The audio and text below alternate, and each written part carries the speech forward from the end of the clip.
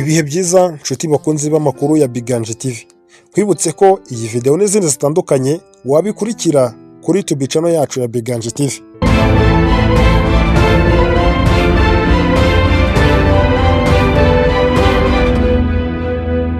Umujyi wa Kigali wibukije abawutuye koga umubiri wose byibura buri munsi. Ubuyobozi bw'umujyi wa Kigali bwibukije abawutuye ko ari ingenzi koga umubiri wose buri munsi mu kwimakaza isuku yo ku mubiri ndetse ntubatuye. Ni ubutumwa umujyi wa Kigali watanze ku wa 16 Gashyantare 2026 ubunyujije ku rubuga rwayo rwa X. Wavuze ko umuntu w'umusirimu akwiye kurangwa n'isuku ku mubiri aho atuye, aho akorera ndetse n'ahandi. Ni ngombwa koga umubiri wose n'amazi meza n'isabune kandi ukambara imyenda imeshe, bityo aho ugeze ntibakwinube.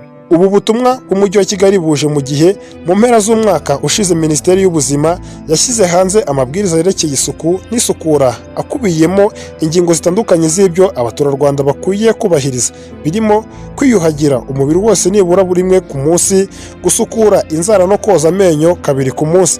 Aya mabwiriza yasohotse tariki 26 Ugushyingo 2025 nyuma y'aho Minisiteri y'Ubuzima abonye ko hari icyuho mu kwimakaza isuku n'isukura, gukurikirana no kugenzura isuku ku mubiri aho abantu batuye, aho bakorera, ahatangirwa serivisi ndetse n'ahandi hantu hahurira abantu benshi.